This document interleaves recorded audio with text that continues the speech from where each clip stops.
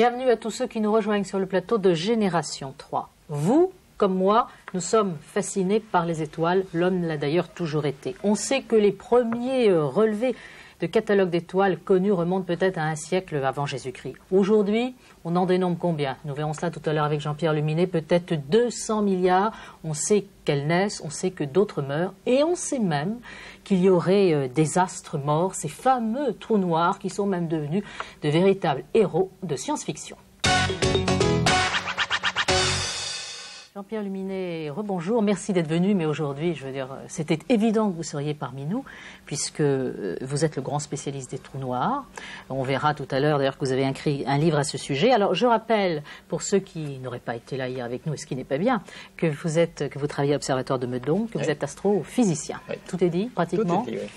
Alors, donnons quelques chiffres, si possible. Je dis tout à l'heure 200 milliards d'étoiles, grosso modo. C'est ce qu'on l'on connaît aujourd'hui? Dans notre galaxie. Hein. Voilà. Il ne faut pas oublier que l'univers est peuplé de milliards de galaxies. Mais les étoiles elles-mêmes se regroupent chacune dans des sortes d'îlots que l'on appelle des galaxies. Donc notre galaxie, la Voie lactée, contient environ 100 ou 200 milliards d'étoiles sous forme visible, sous forme lumineuse. Et il y a les autres. Une grande découverte qui semblerait avoir été faite le mois dernier par une équipe française d'ailleurs, semble indiquer que notre galaxie pourrait avoir peut-être 10 fois plus d'étoiles. 10 fois plus d'étoiles que ce que l'on croyait, mais sous forme invisible. Un genre d'étoiles assez curieux qu'on appelle des naines brunes, c'est-à-dire trop petites pour être vraiment lumineuses, mais qui pourraient quand même dominer la masse de la galaxie. Donc peut-être 2000 milliards d'étoiles. Alors, nous allons revoir un autre document qui est toujours un document inédit pour la télévision française, qui est un document de la NHK, où là, eh bien justement, on va essayer de comprendre ce fameux phénomène des trous noirs, ces espèces d'étoiles mortes, c'est bien cela? Si je dis étoiles mortes, je ne me trompe pas? Oui, les restes de l'évolution des étoiles. Regardez. Jean-Pierre Luminet, alors là on sait presque tout, du moins on a compris un certain nombre de choses concernant les trous noirs. Moi je crois qu'il y a une date qui est très importante pour vous, entre autres, et pour tous ceux qui s'intéressent à ce phénomène. C'est quoi? C'est ça, c'est bien le 24 février 1987. Qu'est-ce qui s'est passé à ce moment-là? Oui, c'est une date importante parce qu'il y a eu une grosse étoile qui a explosé. Ça correspond à un certain type de fin d'étoile qu'on appelle une explosion de supernova. Il faut savoir en 3 mots que les étoiles naissent, vivent et meurent. Les étoiles naissent parce qu'elles se condensent, elles naissent par condensation au sein de très grands nuages d'hydrogène dans les espaces interstellaires. Elles évoluent, elles vivent, elles évoluent en fabriquant des éléments, une sorte de laboratoire d'alchimie qui fabrique tous les éléments lourds, et elles meurent avec la mort d'une étoile, c'est en fait une éjection des couches de l'étoile, et une contraction, un effondrement du cœur de l'étoile sous l'effet de la gravité. Lorsque l'effondrement est très poussé, la mort est très violente et on peut engendrer des astres très concentrés, des cadavres d'étoiles, qui sont soit des étoiles à neutrons, soit des trous noirs. La supernova de 1987 s'est produite à 170 000 années-lumière dans une galaxie voisine de la nôtre, le Grand Nuage de Magellan, et elle nous a apporté énormément d'informations sur le théorie que les astrophysiciens développaient sur les explosions de supernova. Alors vous allez nous apporter maintenant énormément d'informations, puisque on va retrouver, c'était déjà le cas hier, nos amis de M82, qui sont des passionnés, bien sûr, de tout ce qui touche le domaine de l'univers, et ils habitent Aix-en-Haute, dans l'Aube, notre séquence questions en ligne. Voilà, je voudrais tout d'abord dire bonjour à nos amis qui sont avec nous encore aujourd'hui. Et je crois que vous avez bien sûr beaucoup de questions à nous poser. Première question, première personne. Jacques Rousseau. Bonjour Jacques. Bonjour madame, bonjour monsieur Luminet. Est-on maintenant certain de l'existence des trous noirs ou sont-ils toujours des constructions théoriques invérifiables? Vérifiable ou pas vérifiable? Invérifiable. Oui, non, mais c'est la question que je renvoie à Jean-Pierre Luminet. C'est vérifiable. Il n'y a jamais de certitude absolue en aucun domaine de la science. En ce qui concerne les trous noirs tout de même, on a au moins repéré dans le ciel des astres qui ressemblent à s'y méprendre à ce que les théoriciens avaient imaginé, et aucune autre explication actuellement que le trou noir n'est possible pour ces astres-là. Donc on dit oui, on pense avoir découvert avec une quasi-certitude les trous noirs. Voilà, les trous noirs qui sont invisibles. En eux-mêmes, les trous noirs sont invisibles, car en fait la définition d'un trou noir, c'est d'être un véritable piège à matière et à lumière, donc le rayonnement ne peut pas sortir, et en eux-mêmes on ne les voit pas. En revanche, on peut voir ce qui se trouve autour des trous noirs. Par exemple, du gaz qui est avalé, absorbé par les trous noirs, peut devenir très brillant, et c'est d'ailleurs par cet intermédiaire-là, du gaz qui tombe dans les trous noirs, que l'on pense avoir effectivement détecté ces trous noirs, au moins dans notre galaxie. Alors deuxième question tout de suite. Oui, qui est à l'appareil? Bon, ici c'est Robert. Robert, bonjour. Voilà. Bonjour madame, bonjour monsieur Jean-Pierre Luminet. Voilà ma question. Quelle est la différence entre un trou noir et ce que les astronomes appellent de la matière sombre? On en a parlé d'ailleurs de la matière sombre dans le document. Les trous noirs sont de toute évidence une forme de matière sombre. La matière sombre, c'est beaucoup plus général, c'est tout simplement de la matière que l'on ne voit pas, soit parce qu'elle est trop lointaine, pour que le rayonnement nous parvienne, ou soit parce qu'elle n'est pas lumineuse. Et alors, effectivement, j'en ai parlé, j'ai dit que le mois dernier, on pensait avoir découvert que notre galaxie était peuplée d'un très grand nombre d'étoiles constituant de la matière sombre. Il ne s'agit pas du tout de trous noirs, mais de sortes d'étoiles ratées, en quelque sorte, qu'on appelle des naines brunes, qui ne seraient pas assez grosses pour émettre beaucoup d'énergie par le jeu des réactions thermonucléaires comme font les autres étoiles, donc on ne les voit pas. Donc elles constituent la matière sombre qui peut-être d'ailleurs domine la totalité de la masse de l'univers, et les trous noirs ne seraient qu'une forme très particulière et exotique d'ailleurs de matière sombre. Est-ce qu'on peut dire que les matières sombres, elles sont un peu en état de coma quelque part? De coma. De coma, c'est-à-dire qu'elles ne sont pas mortes mais elles ne vivent pas. Certaines, on ne peut pas dire qu'elles ne sont pas mortes, elles ne sont pas encore nées, enfin bon, en tout cas ce sont des étoiles invisibles. Autre question. Eh bien, je vous remercie. Alors après Robert, qui va poser la question? Oui, Bruno. Oui, Bruno. Bonjour Madame Aubry, bonjour Monsieur Luminet. Que pensez-vous d'un scénario de science-fiction dans lequel le Soleil sera absorbé par un trou noir? C'est vrai que les trous noirs, d'abord, inspirent beaucoup la science-fiction. Oui, certainement. C'est des objets d'étude absolument fascinants, et également pour les physiciens qui travaillent dessus, et donc je comprends aussi pour un très large public. La collision entre le Soleil et un trou noir, effectivement, peut toujours être envisagée dans une histoire de science-fiction. En pratique, il faut savoir que les étoiles n'ont pratiquement aucune chance de se rencontrer dans notre galaxie. Les distances qui le séparent sont si énormes par rapport à leur dimension propre qu'elles n'ont quasiment aucune chance de se rencontrer. Donc il est tout à fait improbable qu'un jour un trou noir rentre en collision avec le Soleil. On va voir maintenant ce qui se passe du côté des comètes. Ce sont des objets célestes qui, elles aussi, ont un grand intérêt scientifique. Que sait-on aujourd'hui? Comment se sont-elles formées? Regardez ce document. Alors quand on parle de comètes, Jean-Pierre Luminet, pour ceux qui nous regardent, pour eux comme pour moi, on pense inévitablement à la comète de Halley. On a l'impression qu'elle est plus proche de nous parce qu'on l'a observée de près.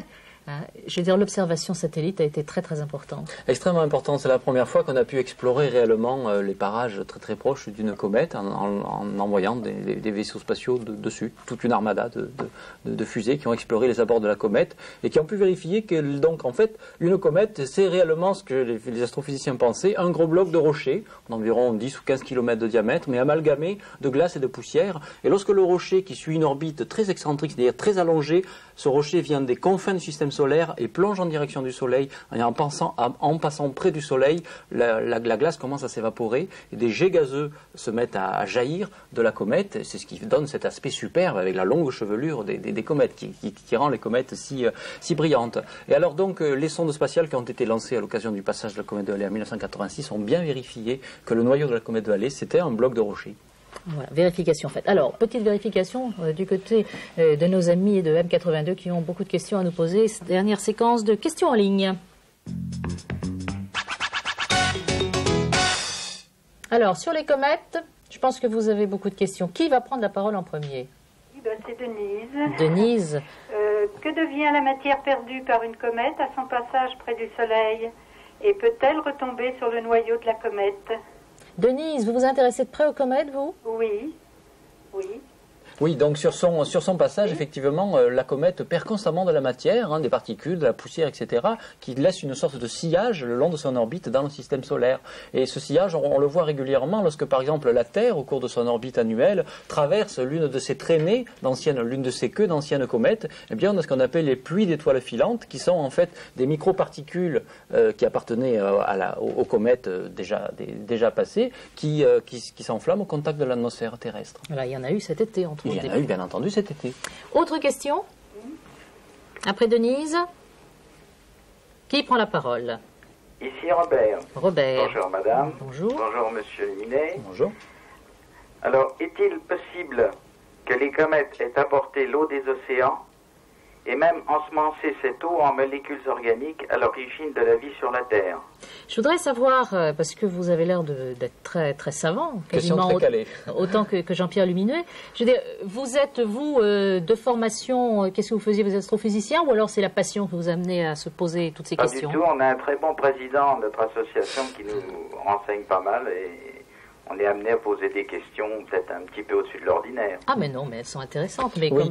C'est ce qu'il y a effectivement de particulièrement important avec les comètes, c'est qu'elles gardent la composition chimique du système solaire primitif. Ce sont vraiment les reliques contemporaines du système solaire d'il y a 5 milliards d'années lorsqu'il est né. C'est pour ça avec la même composition chimique. Exactement. Parce qu'en étudiant les comètes, on reçoit des morceaux de comètes aujourd'hui, on peut les analyser, on a une idée de la constitution du système solaire d'il y a 5 milliards d'années. Alors que par exemple à la surface de la Terre, la composition chimique a complètement changé, bien entendu, parce qu'il y a eu des processus évolutifs. Et ce qui est intéressant, c'est que donc on s'est aperçu que les comètes, abritent des composés chimiques extrêmement élaborés, extrêmement complexes, par exemple donc des molécules organiques et également de l'eau.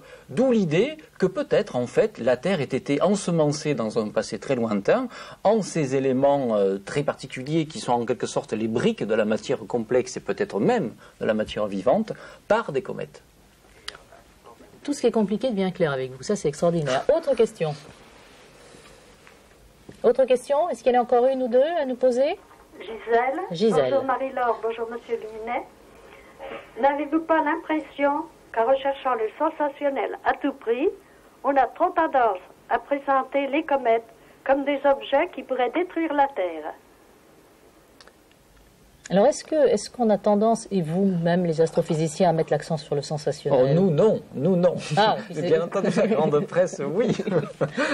Non, ça vous fait plaisir, comme ça on parle de vous, au moins, et de vos travaux. Oui, mais vous savez, l'astrophysique est très très demandée en ce moment, et même sans sensationnel, il y a toujours beaucoup de choses à dire. Mais il est vrai que dès qu'on annonce qu'une trajectoire de comète va passer pas trop loin de la Terre, même si c'est à des millions de kilomètres, on est inondé de coups de téléphone nous demandant est-ce qu'il peut y avoir une collision avec la Terre. Mais parce que... Bon, on peut être inquiet en ce sens que ça s'est passé dans le passé de la Terre. On pense, par exemple, que la fameuse extinction des dinosaures, c'est à la mode, Jurassic Park. Oui. L'extinction des dinosaures, il y a 65 millions d'années, a peut-être été causée par la chute d'un gros rocher, peut-être un morceau de comète, sur la surface de la Terre. Donc, comme quoi, les comètes ont fait des dégâts considérables. S'il n'y a plus de dinosaures aujourd'hui, enfin, on les ressuscite. Il est extrêmement improbable que ça se produise actuellement. Merci à vous de nous avoir posé toutes ces questions. De toute façon, on vous retrouvera, je pense, jeudi. Tout de suite, notre défi, vous le savez, vous allez y passer. Piège. Oh, piège, non, gentil. Alors, le principe, vous le connaissez, donc c'est simple, le téléphone, vous choisissez une des touches, l'étoile ou le dièse. Mais comme j'aime aussi la musique, j'appuie sur le dièse aujourd'hui.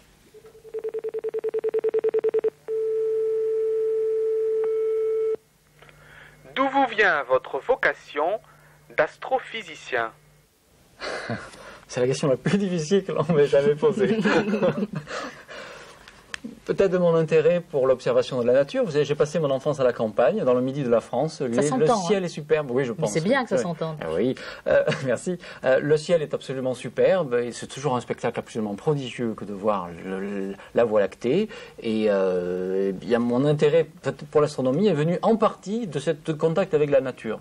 Maintenant, je ne suis pas vraiment un astronome observateur, je ne passe pas des nuits à observer, car je suis aussi attiré extrêmement par la spéculation la plus abstraite et les mathématiques, d'où mon autre partie, l'origine de mon intérêt également pour la cosmologie et les trous noirs, qui sont quand même des sujets très spéculatifs, très théoriques et difficiles à vérifier par l'observation. Voilà, vous aimez bien anticiper. Alors, puisque vous nous avez dit il y a quelques instants que vous étiez musicien, que vous aimiez la musique, je voudrais savoir, est-ce que dans le ciel, je veux dire, il y a un bruit extraordinaire? Est-ce que les étoiles font du bruit, par exemple? Elles ne font pas du bruit au sens où nous l'entendons, mais en revanche, elles émettent toutes sortes de signaux qui peuvent être convertis en bruit. Et par exemple, il y a 3 ans, j'ai participé à la conception d'un spectacle astronomique et musical avec un de mes amis compositeurs qui s'appelle Grisé, qui a écrit une œuvre pour 6 percussionnistes humains et un percussionniste non humain, qui est une étoile, un pulsar, une étoile en rotation, qui émet un battement cosmique extrêmement régulier, qui vient interagir au moment du concert avec les rythmes joués par les humains. Voilà, on se retrouve dans quelques instants pour parler de votre livre. Séquence information pratique, vous avez le Minitel 3615 code France 3 à votre disposition pour connaître nos prochains thèmes, nos prochains invités, pour pouvoir vous inscrire si vous souhaitez participer à cette émission en posant des questions par téléphone, comme l'ont fait aujourd'hui et le feront tout au long de la semaine nos amis de l'association M82. Le télescope à votre disposition. Le télescope s'intéresse, regardez, à toutes les émissions à caractère éducatif sur l'ensemble des chaînes de télévision, plus particulièrement, bien sûr, à Génération 3. Les livres, alors il y en a un qui concerne le thème d'aujourd'hui, qui est signé de notre invité Jean-Pierre Luminet, Les Trous Noirs, ça se voit d'ailleurs, hein, c'est bien noir, aux éditions, Le Seuil. Alors là, c'est quelque chose quand même qui est pour tout le monde, pour tous ceux qui nous ont bien écoutés. sûr, C'est de la vulgarisation. Grand public, c'est de la vulgarisation scientifique. Regardez la belle vulgarisation. Il n'y a pas d'équation. Non, il n'y a pas d'équation. Mais c'est un grand récit en fait qui replace les trous noirs dans le contexte de l'évolution des étoiles et de l'évolution cosmique. Hein. Donc le titre s'appelle Les Trous Noirs, mais j'y parle également de la naissance, de la vie, la mort des étoiles, également de cosmologie, du Big Bang, et toutes ces questions-là. Et je suis toujours étonné de voir l'intérêt que soulève, et je suis agréablement surpris bien entendu, de l'intérêt que soulève ce sujet jusque dans les pays étrangers, puisqu'actuellement l'ouvrage est en traduction chinoise. Ah, dites-moi, c'est bien. Vous parlez de musique aussi dedans? J'y parle aussi de musique, bien sûr. Et puis, Étoiles et planètes, guide naturaliste aux éditions Nathan. Et alors là, eh bien, regardez, on a une profusion d'illustrations où alors on découvre tout le système des étoiles. Pour bien s'y retrouver. On essaiera de s'y retrouver avec le soleil, mais cette fois, ce sera jeudi, puisque c'est une de vos consoeurs, Sylvie Vauclair, qui sera à votre place. Nous parlerons donc du soleil, du système solaire. Merci beaucoup, Jean-Pierre Luminet, d'avoir passé ces 2 jours en notre compagnie, de nous avoir parlé avec autant de passion d'un univers qui n'est pas évident pour nous, et d'un univers qui, bien sûr, nous fascine parce que, quelque part, quand même, il nous dépasse. Vous restez sur France 3, et puis on se retrouve jeudi. Merci.